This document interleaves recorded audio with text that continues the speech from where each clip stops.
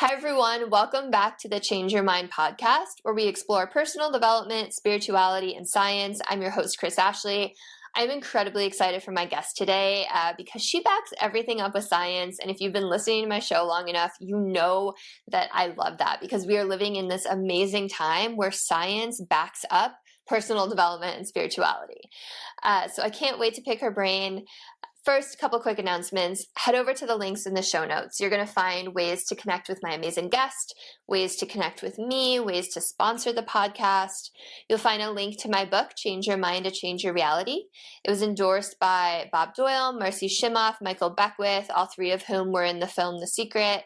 It was endorsed by John Gray, who wrote Men Are From Mars, Women Are From Venus, Anita Morjani, who wrote Dying to Beat Me, so come check it out. You'll also find links to free downloads, to my courses, to just all sorts of goodies. And let's see, what else? As always, this is part of the Los Angeles Tribune Podcast Network. We are doing amazing things in the personal development realm. We have live events almost every month. I was just on stage with Les Brown, Dr. Joe Vitale, Jim Quick, Joseph McClendon. So come be a part of it. All the podcasts are amazing. The events are amazing.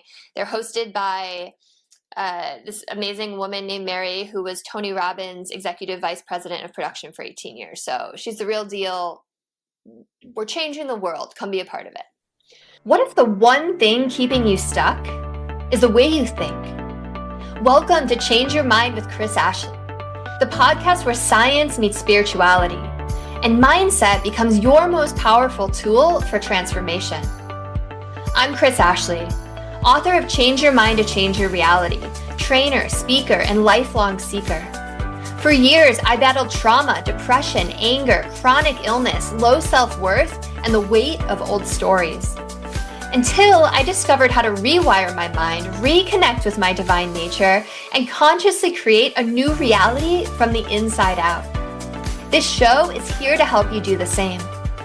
Each week, we explore the intersection of personal development, spirituality, and science, diving into topics like healing, emotional mastery, entrepreneurship, resilience, and the quantum nature of reality. You'll hear powerful stories, gain practical tools, and real conversations that will help you change your perspective, get unshakable confidence, and live the vision your soul has always known is possible. Whether you're navigating a major life shift, building your dream business, or seeking deep healing and alignment, you're in the right place. So if you're ready to break through, take back your power, and create a life on your terms, this is your moment. Let's break free from the patterns that hold us back, awaken to who we truly are, and rise. Your transformation starts now.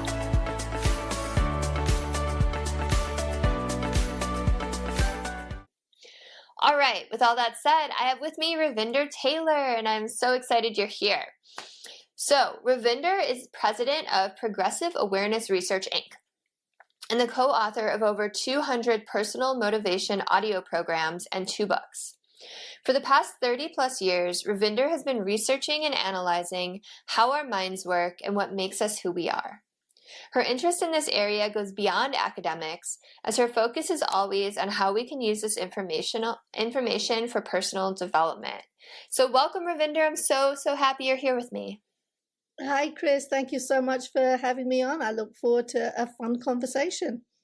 Me too. I always start my episodes off the same way, and that is by asking my guests, what is their origin story? So what is it that put you on this path to want to research, we're going to get into it, but all of this personal development and ways to kind of hack your mind? That's kind of a big question there, Chris. You talk about the origin story. I was born in India, brought up in England. There's a whole bunch of experiences that have helped me become the person that I am. My interest in the power of the mind, I think I've always had some interest. I've always had those questions about who am I? What is reality? What does this all mean? I remember thinking about that stuff when I was 5 or 6. But it was when I was working in a path lab that we had a special presentation being offered by the hospital to all the doctors and nurses, and that was on hypnosis, which at the time I always thought was for entertainment only. It was a bit of a joke. I didn't take it seriously, but the lecture was fascinating. I got to learn. There was a particular story that he shared about this woman who had a pain in her arm. She'd had a pain in her arm for like 10 years, seen all the doctors, all the specialists, couldn't find a solution to it. And under hypnosis, they did the regression, went back and found the trigger point for this. And it turned out to be some emotional event that she had repressed and put down, but it had resulted in the pain in her arm. And with the information, with just that coming to light, the pain went away right away. And I found that fascinating. I then underwent hypnotherapy myself, experienced some fascinating processes like hypnotic drawing, hypnotic writing, did a course in hypnosis. I did a 3-year training in hypnosis and psychotherapy, and the rest is just history. I just carried on learning more.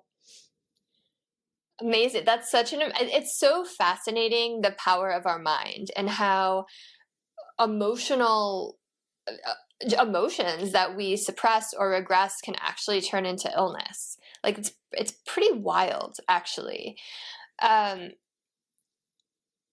I guess like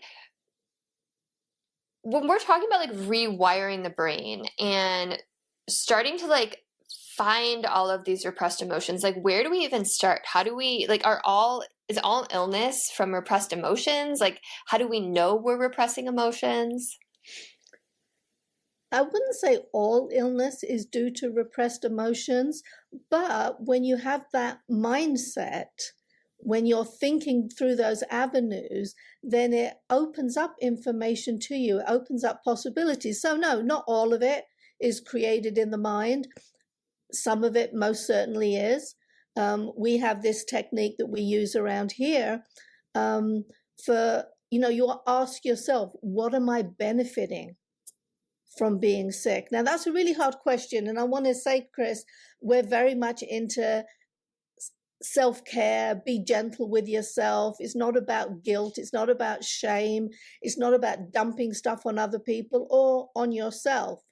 But when you ask yourself, what am I gaining from this? Then some interesting ideas can come to the surface. I had my own experience with that exactly. After my youngest son was born, I was diagnosed with rheumatoid arthritis. I took aboard all of these techniques. It was a very difficult time for me. My son was 3 months old and I was having problems changing his diaper because I couldn't hold his legs up with my left hand to slip the diaper underneath. My shoulder just wouldn't work. And the thought of that when you're a new mom is just really challenging. But I incorporated all the techniques that I cover in my book, Mind Training. I used everything I could think of. I'm very much a kitchen sink approach kind of person, but I looked at the responsibility side of it. And the beauty of this is you don't have to share this information with other people. You can do this by yourself. And when you do it by yourself and you allow those random thoughts to come up, there's going to be lots of ideas that come up that are garbage. But amongst that garbage, the truth can emerge. So I did all of that work. I also worked on boosting up my own ability to heal. When you believe you have the ability to heal yourself, well, that enhances everything. If you believe in the mind-body connection, for me, when I'm prescribed medications, I'm always prescribed the smallest dose. It's like I don't need a lot. I don't take a lot.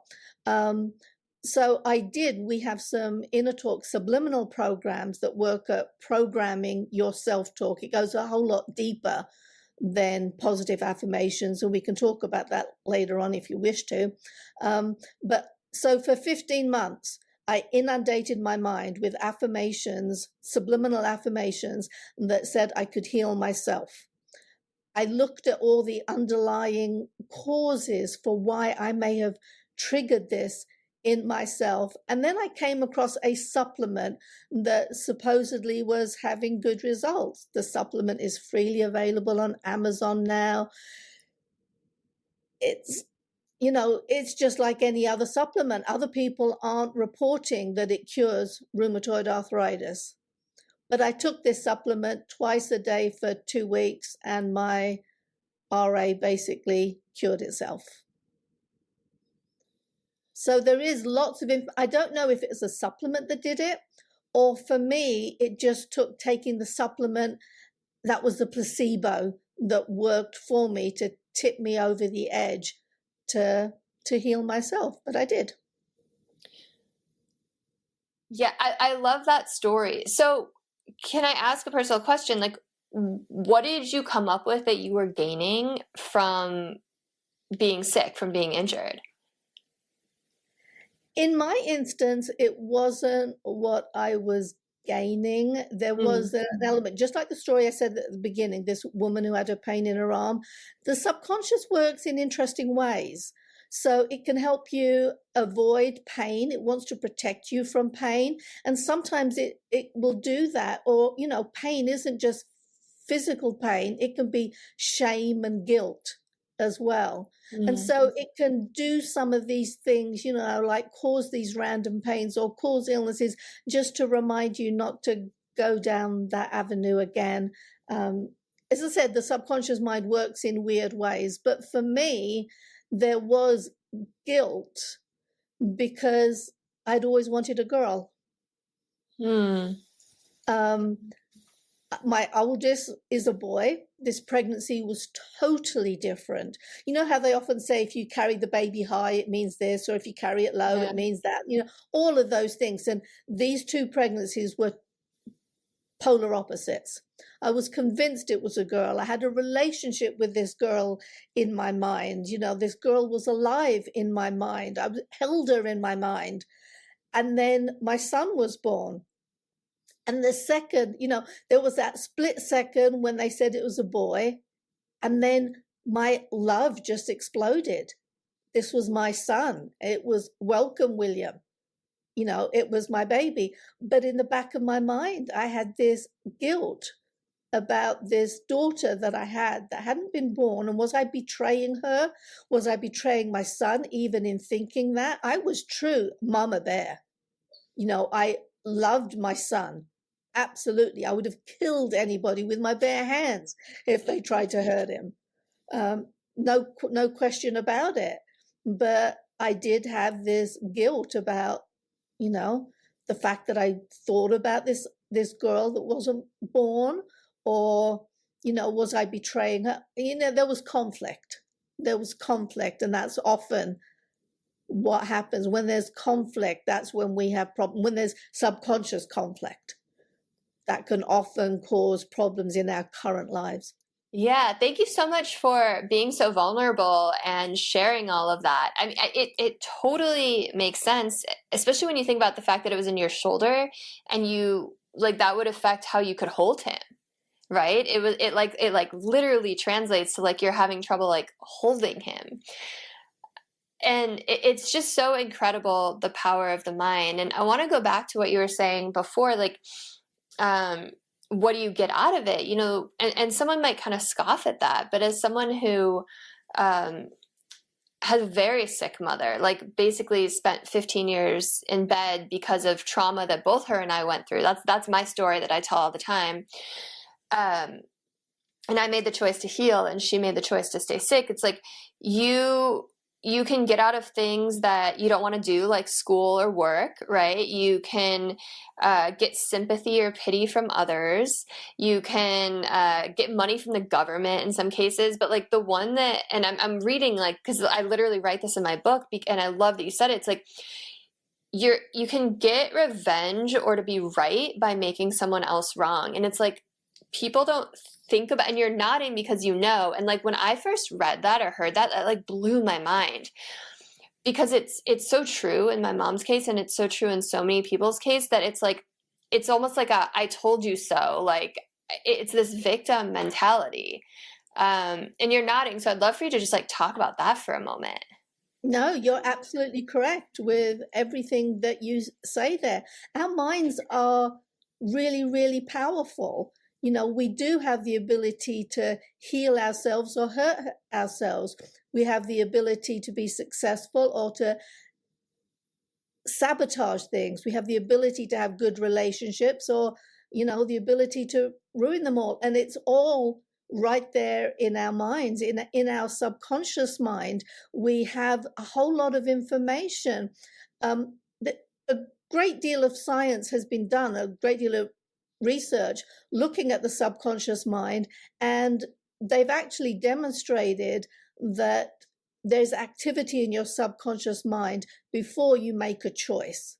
So there's 3 different kinds of experiments that were done, you know, different people, different times.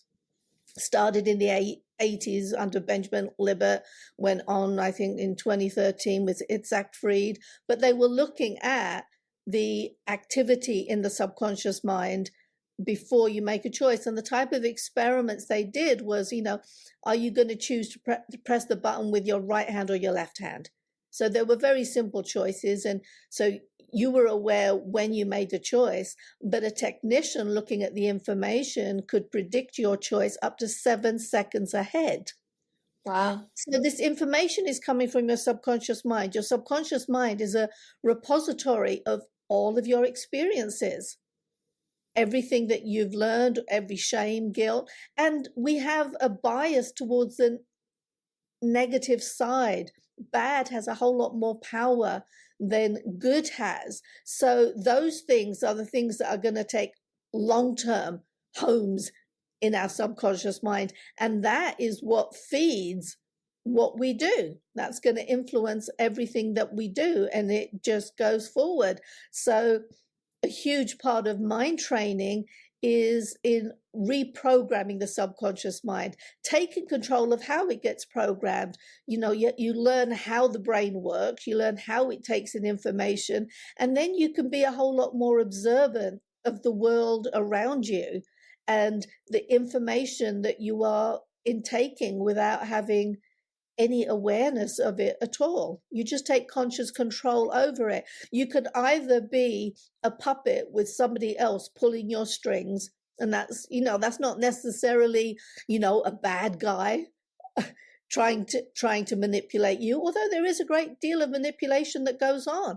All of this research going on around the world that shows what makes us tick. Who do you think is using that information the most? Right. Yeah, exactly. Exactly. It's going to be the politicians, the advertisers, the marketers. They're going to be using it. So there is negative programming going on very deliberately. Fear sells, especially in politics. Fear is going to win out every single time. And the news. Yep. It's all the same thing these days, isn't it, Chris? It is. So I do want to talk about how to rewire, but first I have a question based on like what you just said. So like, you know, we all feel emotions, right? Like part of being a human is feeling emotions, and we don't want these things to get repressed. And we're constantly getting hit with like all these trillions of pieces of information. So like, how do we make sure that something doesn't stick? Like, how do we make sure that like you felt that guilt or shame for like a split second, but you probably weren't even aware of it really, right? To the point where you're like, oh, this is affecting me. So how do we make sure that we're not setting ourselves up for sabotage and hurting ourselves? Some of these things are going to happen anyway. You can't protect against everything because then you wouldn't live. You know, our brain, there's different ways people think about how the brain works, and Kahneman talks about the system 1 and system 2 thinking.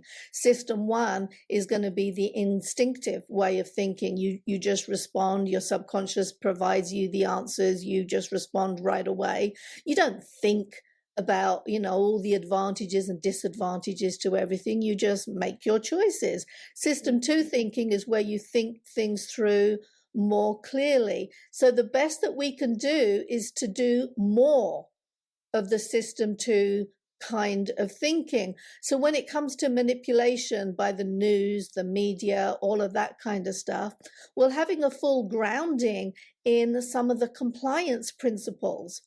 there are things there that will just press our buttons regardless. So an example of that, they did some research and they showed that if you're in a restaurant and the waitress is wearing red, you'll give her a bigger tip. It's not everybody individually. This is, this is across the numbers, but the waitress in red will get more. And it's not only from the men, it's from the women as well. So they are learning all of these techniques. And when you're aware, you don't have to know all the specific techniques because there are so many of them. But you have to have a good grounding in these techniques exist and people are going to use it against me. It can be done deliberately by the salesman, the politician, whatever, or it can just be done by the person who is a natural salesman, Uncle Fred, who always gets his own way. He just has the right way of communicating. When you're aware of these techniques, it gives you that pause, that split second moment of, I wonder what's going on. And it takes away that automatic response. So they don't pull your strings quite so quickly. You can stop and think. And when you wear that different kind of hat, that different way of thinking, then things just don't reach you in the same way. Yeah. It makes me think of NLP, what you're saying, neuro-linguistic programming, because so much of that is manipulation for better or for worse, right? If you're trying to sell something or if you're trying to really control someone. So understanding those little, even body language can really, once you know it, you can you see it, right? You see it in action, glaringly obvious. And you can cancel it out. So if you're talking to someone and you pick up on, this person's trained in NLP, look, they're matching me, they're pacing me, they're leading me, once you're aware of that, then you can make a change. You can take the control back again. You don't have to. It's okay, they're smiling at me, they're nodding, they're agreeing with me. Hang on, let me stop and think about this. Just because someone's agreeable doesn't make them my friend. Yeah, totally. And that's what they're good at, right? Is making you feel really seen and important. And yeah, it's very manipulative. Because that's what we all want. We all want love, right? I'm glad you acknowledge that though, Chris. I've not found many people who think of NLP as being manipulative, but I do exactly. It's I don't, that just doesn't, that's not the kind of friend that I want. Well, it's a tool, right? And just like any tool, it depends on the intention behind the user, right? So you can use it for good or you can use it for bad. I prefer techniques that are more upfront. I can handle hypnotherapy. You know exactly what you're going for. You know what they're going to do. You understand the process. You're not being tricked into something. So that's just my personal preference, though. So I just appreciated hearing you describe NLP as manipulative. Yeah. So I want to talk a little bit about how do we rewire the brain? There's so many people out there with methods from meditation to journaling to hypnosis. And I'd love to just hear your take on it, especially because so much of your work is science-backed. It is indeed. And all of those techniques that you just mentioned are science-backed too. The rewiring of the brain comes from when you start to understand where these connections come from. One of the things that I talk about in mind training is I talk about Erik Erikson's 8 stages of development. So he actually goes through, from birth to 1.5 to 3, all the things that you are supposed to learn in those areas. And that's a good thing to look back at when you're experiencing something in your life today and you want to say, why do I always do that? Well, when you look at his framework, that gives you somewhere to go look to try and find what some of these answers are. There's some fascinating research. There was something that that I came across, they were looking at the bonding of an infant child to its primary caregivers, its mom, its dad, whatever. And looking at the degree of bonding, they were able to predict the number of friends or the kind of friends that the person would have in high school, or the kinds of relationships they would have in early adulthood. They could predict that just from how well the infant was bonded to its primary caregiver. Because if you have a good, strong bond, if the baby can trust that the primary caregivers are going to take care of it, well, it opens them up to experiences, opens them up to developing good, solid relationships later on. And I look back at some of this, and I was looking at, the in school, and it's like, okay, that's where my insecurities and inadequacies came from. I was always bottom of the pile at this particular time. Now I look back at it, you can look back at that and you can make that change. You talk about rewiring the brain. We have these things that are going on automatically. We have these automatic pairings that go on.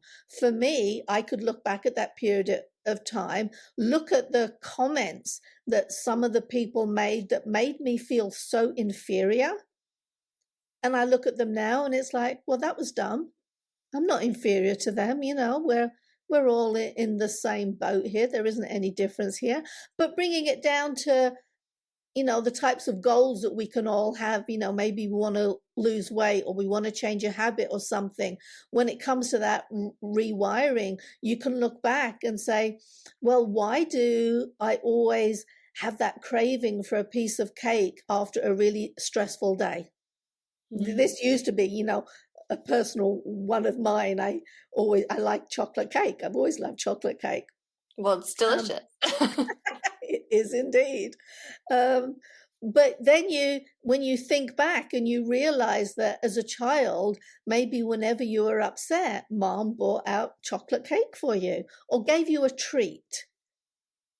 Whatever your preferred treat, that can change. But our parents frequently would give us treats when we're hurt, when we're upset, when we've done well and we deserve something, we've performed well or done something like that. And that pairing goes on.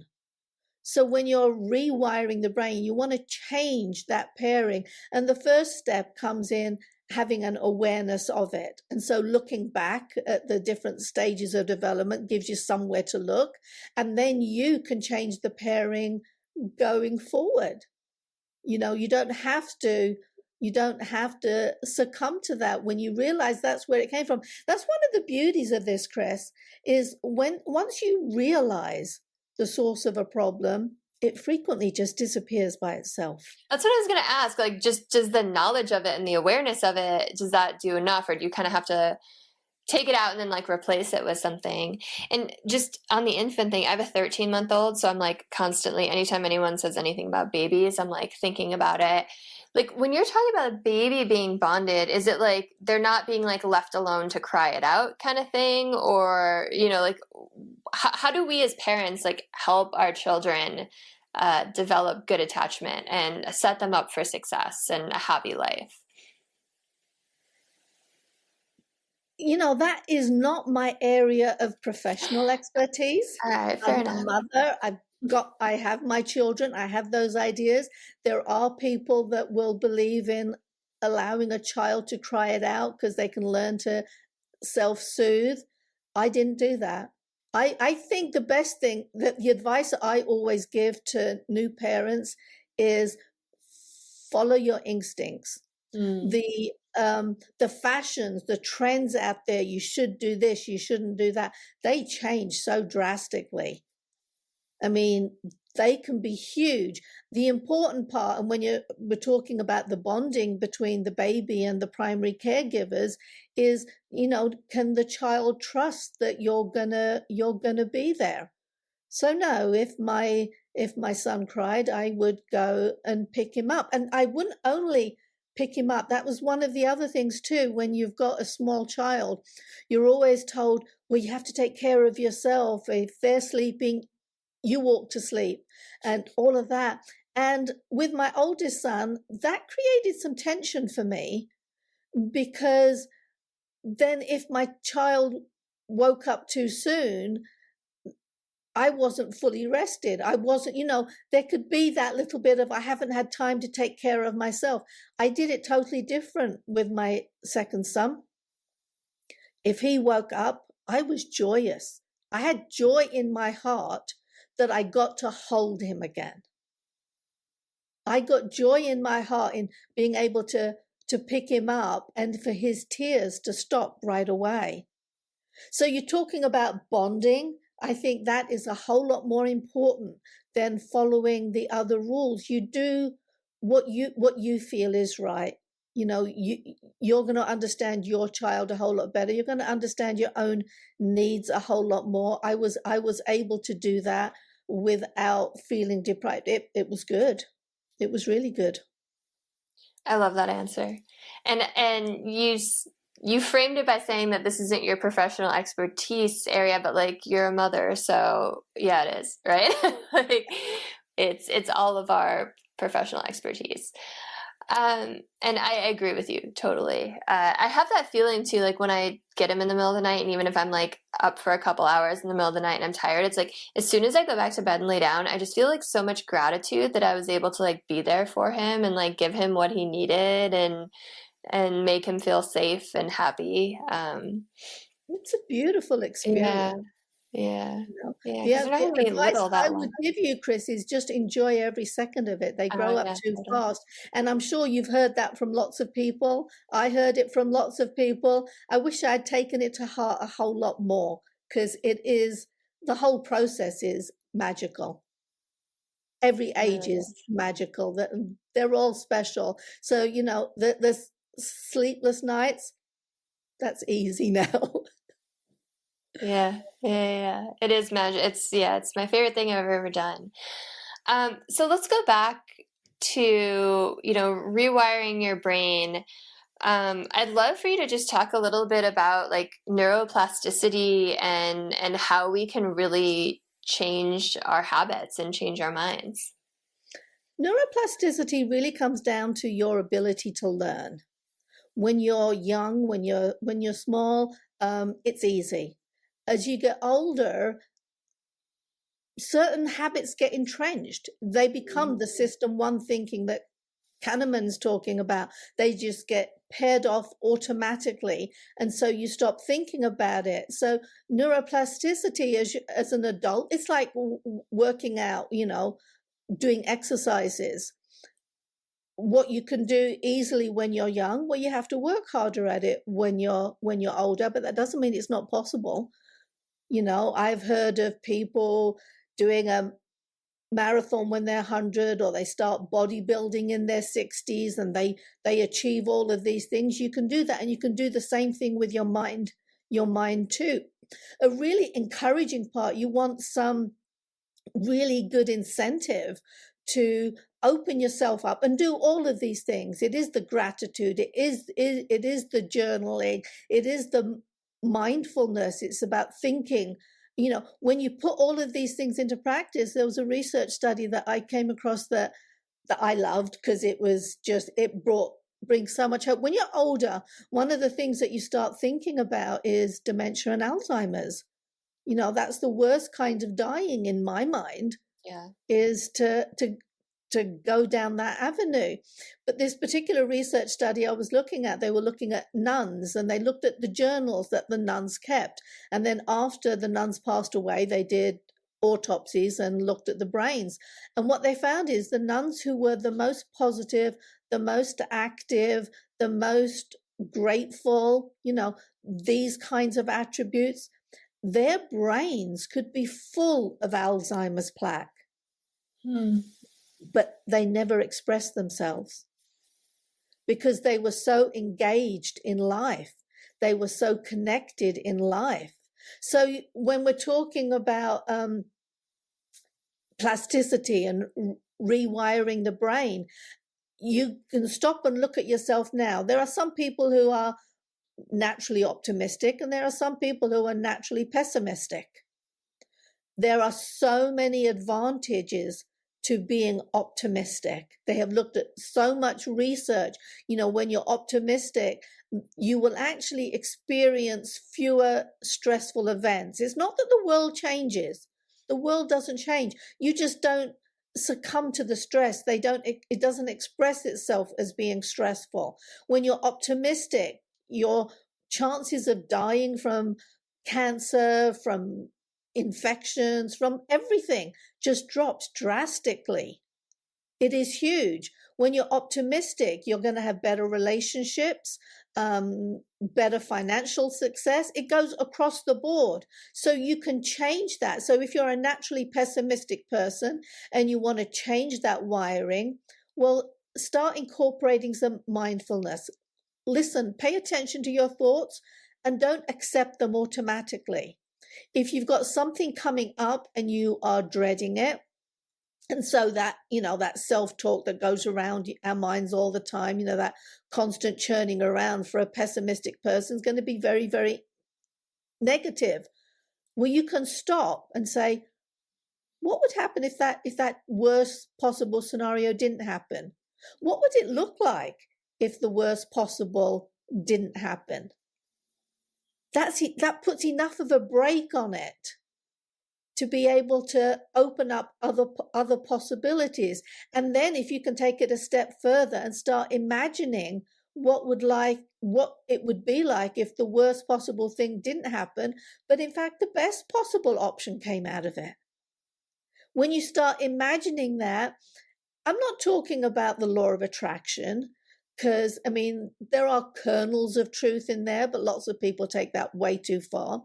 But the kernels of truth in that just come that when good things come to you, you see them, as opposed to being oblivious to them. We're in a world of balance, in my mind. We all experience good things. We all experience bad things. They're going to be pretty equal. Things happen, bad things happen to good people, good things happen to bad people.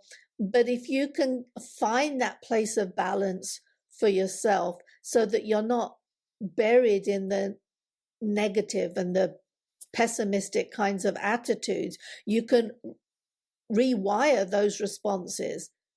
So you start picturing positive outcomes and you practice those. And the more you practice those, they've actually demonstrated this. People who were encouraged to write down in their journal gratitude, express positive things that had happened to them. They looked at it 6 weeks down the highway. And as I said, they found that they experienced fewer stressful events. They've done this over much longer term situations too. They just experience a whole lot less. So you want a good future, it starts today. Start paying attention to your thoughts. Understand that your mind is powerful, and what you focus on is what you're feeding into that long bag of subconscious knowledge that will be where you answer out of instinct. You're totally speaking my language. I love everything you just said. I talk about very similar things in my own book. And when you were talking about it, it made me think about, or like the Alzheimer's thing, it made me think about how like we all have cancer cells in us all the time. And some people's immune system just takes care of, our immune system's supposed to take care of it. And some people it doesn't. And so much of it is like your ability to like believe, or you believing in your ability to heal, kind of like your story in the beginning where you took a supplement and you're like, I don't know if it was the placebo effect, but it worked because I decided it was going to work. And then it also is making me think like the people I know in my life who just complain endlessly, like maybe they're not even pessimistic, but they're just like negative, which I guess is kind of a synonym, but it's just like there's always something to complain about. Like it's like bad stuff keeps happening to them, right? And it's like, wow, how much bad stuff can happen to a single person? But it's like there's always something to just like bitch about, right? Versus like you said, bad things happen to everyone, like quote unquote bad things, but like what I've noticed for like myself is like I see like the potential of like growing from everything, right? Like everything is a lesson, being really growth minded. Like, okay, how can I level up from this? Like, how can I use this to like grow even more? How can I like fail forward from this? Versus like just getting totally sucked into that victim mentality is like what I've found, which is kind of like the same thing you're saying, but I just want to like kind of be like, yes, yes, yes, because I just love everything you just said. I want to ask, you know, some people are really, really successful and others like keep trying and like they never quite like break through that, whether it's financially successful or just being successful in their business or personally. So like, what have you noticed? Like what good mind hacks or what holds people back from being successful? And like, how can people kind of hack their brain and rewire their brain for success? You know, there's probably two phrases that we repeat to ourselves frequently that have a huge influence. One is going to be, I can't. I can't do something, you know, I'm not any good at this. I can't do this. I can't do that. When you've got that mindset, you are putting a cap on your ability. That is 100%. When you believe that you cannot be successful, you won't try your hardest at it. You will quit. Doesn't matter how much discipline you put in, you will not try your hardest. I have a story. I'll give you just the brief one. I mean, I experienced this. I used to go biking with my family, and there was one hill that I could not bike up. Period. End of quotation. I've got a great deal of willpower. You know, I'm a strong person. So I would every day, we would go out biking. I'd come to this hill. It's like, I'm going to make that hill this time. And no, the hill basically went up in 3 inclines. So it went up and then it got steeper and then it got steeper. It's like a third, a third, a third. Then we took our bikes in to be professionally tuned up. And I discovered I'd been riding on my brakes. So now I had something to put it all on. And so the next time I went biking, see what had happened previously, I would do the first third of this hill, okay. And the second I felt the increase in tension as the incline increased, I would stop. And I could not get by that, whatever I did. But now I had the bike tuned up. I could blame it on the brakes. I did the first third like normal. I did the second third and thought, yep, because I'm not riding on my brakes. The last part of it, I worked my butt off, Chris. I worked so hard. I'm not sure, I don't know if you like biking, but when you're biking uphill, you can be pushing with all your might. You're only progressing an inch at a time. You're barely staying balanced, but you keep going. That last third, I put everything. I put every effort I had into it. It was slow going, but I got to the top and it felt great. But listen to the difference in the two stories. Previously, you know, I would stop at a third. I didn't tell you that my leg muscles were aching. I didn't tell you about the stress and the strain. There wasn't any. I quit because I knew I couldn't do it. When I knew I could do it, I worked so hard at it. And imagine that type of mindset across every aspect of your life, whether it's in career or it's in your relationships, whether it's your children, whatever it may be, academics. Imagine how you would feel if you were a third more successful in everything, simply because you took away the word I can't. You said there were 2 phrases, I can't, and what else? My mind's drawing a total blank right now, Chris. It just went like it's one of those things. It just kind of disappears. It is the idea that that you can't do something. There is also the other one is going to be the addiction to failure. There are the happy brain chemicals. I'm not sure if you're familiar with those: endorphin, serotonin, oxytocin, dopamine. They're chemicals that are produced by the brain that help you to feel happier, to reach for your goals, to help you achieve things. The addiction to failure, and it also comes into some of the defense mechanisms that we have, or the shortcuts and fallacies, the confirmation bias. That was the one I was trying to go for. It's to do with, you think you're going to fail, or you tell yourself, I always fail at this, and then you fail, and then you get a dopamine hit because the confirmation bias has been demonstrated correct. You were right.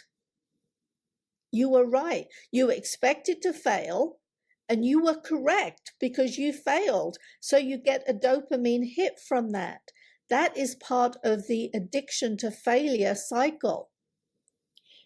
So, that's so fascinating. It reminds me of what we were saying earlier, where like staying sick, you get to prove that you were right and someone else was wrong, right? It's that and you just totally put it into like a science frame for me. That is fascinating that you actually get a dopamine hit from it. You do. You do. It's like, it's the biggest thing. You have to stop saying, I can't. It helps if you replace it with up until now. Up until now, I haven't been able to. That opens up doors to you.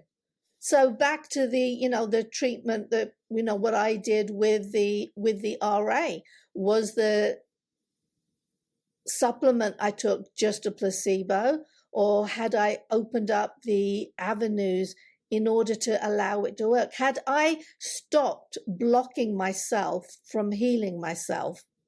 The mind has this ability to heal. And so I could have had the RA. I could have said, life sucks. I've got this. There's nothing I can do about it. But instead, I opened up the possibility that my mind can heal this. My mind can help me fix this. I've just got to find the correct way to speak to it. I have to stop blocking myself. And that's what self-sabotage can often be as well. You block success from coming to you for whatever reason. So you just start investigating. You understand how the information gets into your mind. You look back into your past to see some of these connections. When you see them, things open up. Things are just, the problems can disappear. Yeah, totally. Because otherwise it becomes your identity, right? Like you could have been like, I am a person with RA. And then that's your identity and that's your belief system. And just going back to your biking story, because I didn't even say thank you for such a cool story. And I love that at the end, you're like, I didn't say my calves were burning. I didn't say there was anything besides like, I just couldn't do it. And I also love that you said you had to work hard for it, right? It's that piece of like believing in yourself, but also like taking action. And I think that's what is missing in a lot of the law of attraction when people teach it. Because you mentioned earlier, like there's some truths, like the universe isn't a genie in a bottle. It's not going to just drop it into your lap. But like if you have that North Star, you know what you want, you believe it, and then you take steps towards it, that's when magic happens and those doors start to open up. It does.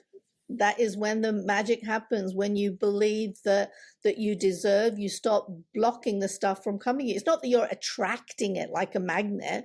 It's not like, I'm just going to draw money to me, but I can stop blocking it and I can open myself up to the opportunities that are around. There are opportunities there. How often, there's so many times I've been talking to people and they say, I can't do this and I can't do that. That doesn't work for me. That doesn't, and they are putting all of these blocks to their own success. They're putting caps on it, putting limits on it. When you remove that, you have the ability to become your personal best. And that's what mind training is all about to me. It's not about becoming Superman. It's not about becoming magical. It's about achieving my highest best. And we all have different talents and abilities. So I'm not going to turn into Michael Jordan just because I believe I can play basketball. I can't, but It's a good example. Yeah. It's not going to turn me into that. But if I'm interested in playing basketball and I tell myself I can become the best that I can be. And that's all it takes. That's all we want, is to be the best that we can be. And we all have talents and abilities. There are things that we can do better than other people. There are things that, we're not as good at as other people, but it's about achieving our personal best. It's about actualizing ourselves, and from a spiritual perspective, Mind Training isn't a spiritual book, although spirituality peeks out in different places. But that's the best gift that you can give to having the gift of life and having all of these experiences, is to maximize it, become the best version of yourself possible. Yeah, I mean, that's kind of why we're here, right? To grow and evolve and expand. I want to go back to what you were saying about blocking yourself from opportunities. So do you think that there are always countless opportunities around us all the time, but we just like put these blinders on by saying we can't, or by like giving ourselves these ceilings? Absolutely. There are always opportunities there. Sometimes it takes more creativity than others. That's all. But if you're telling yourself you can't, if you're telling yourself that you don't deserve it, or you've always failed, then when an opportunity is there, you're going to deny it. You're going to deny it, or you're not even going to see it. You're not going to see it for the opportunity that it is. There are always things that we can do. You've got to take that with a little bit of a pinch of salt, Chris. I want to remember that I'm talking to people in the Western world. We are blessed. There are places in the world they don't have the blessings that we have. So I'm not ignoring that. I'm speaking to a particular audience. And that is the audience who already has lots of the basic. Compared to some people in the world, they already are in paradise, but they want to achieve more. They want to do better than that. So yeah, you have to be very cautious how we express some of those things. There are awful things going on in the world, and I think for me, America, this whole idea of life, liberty, and the pursuit of happiness, I think free people have an obligation to help others become free. So, but that's a whole different conversation. I'm just, I don't want anyone to think that I'm being blasé about, there's always opportunities. So the person starving in Ethiopia, they're just not looking. No, I'm not saying that whatsoever. This is a very personal journey. It's where I am. It's about how I can become a better person. And it's about the people that I talk to and helping them become better and achieve more. I'm not making any comments, casting any judgments. I am not one of these people who thinks we are right where we should be. So that person who has these big traumas or suffers, well, they deserve it because of some karmic whatever. I don't do that stuff. That's not my cup of tea at all. I'm just about, doing what I can for the people around me. And if I can do something better for the rest of the world, I will. I'll do what I can. So going back to,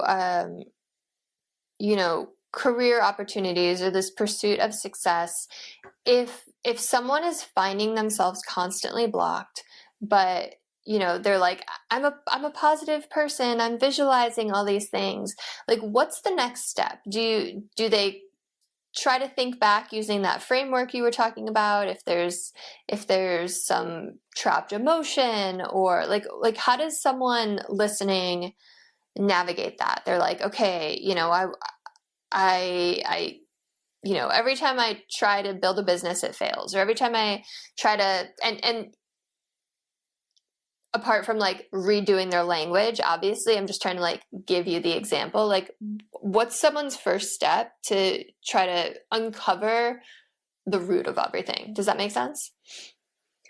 You've got lots of different examples. Yeah, it makes perfect sense that you've just covered a really wide area there. When you are constantly trying and constantly failing at the same thing, it can be business success, it can be relationships, it can be, if you're constantly failing, then you have to look at self-sabotage. So you have to look at what ideas is it that you have in your mind that cause you to fail? Are you quitting too soon? Are you so determined to do it your way because you think this particular way is the only way and this is what a relationship should look like? Or I don't deserve relationships, so this is the kind of relationship I'm constantly going into. When you find yourself repeatedly in those situations, then yes, you want to look towards self-sabotage. You want to ask yourself why you're doing this. And it may be that you want to broaden your horizons. If it's a job and you just can't find a job, maybe you're being too specific about what it is that you want to do. You just want to broaden. Think about it. The whole purpose of self-help and personal development, Chris, is all about being happier.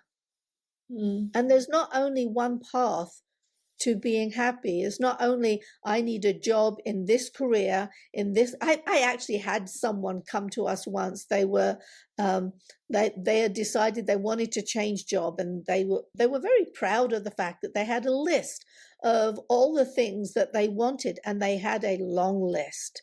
It was a piece of paper just full of, I want to be respected, I want to earn enough, I want to have lots of friends, and it just went on and on and on and on and on. And you have to say, well, what are you bringing to the job? It isn't all about you. What are you giving? Maybe you want to change your mindset from what I get to what I give. The more you give to other people, the more you get. And that's one of the reasons why optimistic people can be more successful in all of these different areas. When you're smiling, you are more attractive. People are attracted to you. You get seen more. You get noticed more. There's all of these different factors that come into place. So maybe there's just different avenues. You just want to broaden your horizons.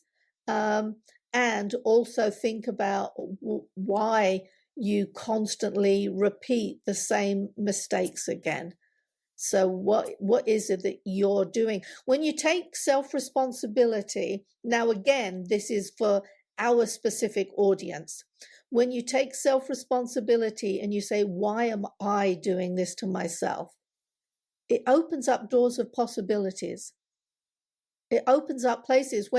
When a problem in your life is somebody else's fault, there's nothing you can do about it. Right. You can't change somebody else. But when you say, I'm part of this equation, I am, what is it that I am doing? Then doors open up. Maybe you'll keep working away at with wrong people. With the wrong people. You want to change the people around you. Maybe you are surrounded by people who, this is kind of a common clique that you can have with men and women, where they're constantly talking badly about the opposite sex. Husbands always do this. You can't rely on them. They don't understand. Men don't, blah, blah, blah, blah, blah. When you think that way, do you think you're going to attract a guy who is going to be supportive of you? If you think all men are that way, you're not going to see the good guy, and vice versa. So I don't go down those memes. I think those jokes against husband and wives, sometimes they're funny, but I don't think they're healthy. Yeah, I really love that answer. And my favorite thing that you just said is you have to take it off of you and think about, like, how can I give? How can I serve? Because when you're in that mindset, I don't know, there's something magical about the universe. When you're giving, you get back, right? You do indeed. You do indeed.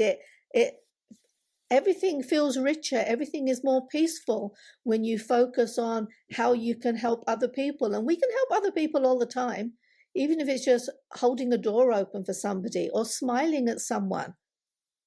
I can remember instances where maybe I saw someone smile and the smile was so genuine that it lifted my soul. And that can just be something really small as smiling. So when you smile at other people, you spread some joy. When you are smiling and you're approachable, you're helping other people feel good, and you will get that feedback.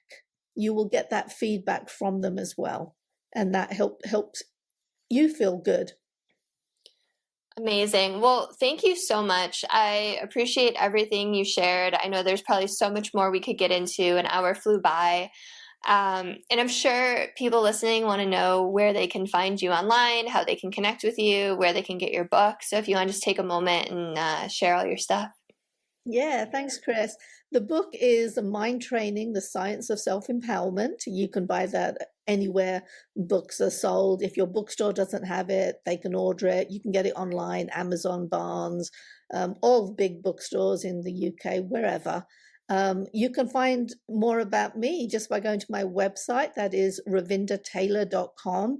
So that's R-A-V for Victor, I-N-D for dog, E-R, Ravinder. ravindertaylor.com. If you read the book, if you've enjoyed the discussion here, I'd love to hear back from you, and you can email me directly simply at ravindertaylor.com. Keeps it very simple.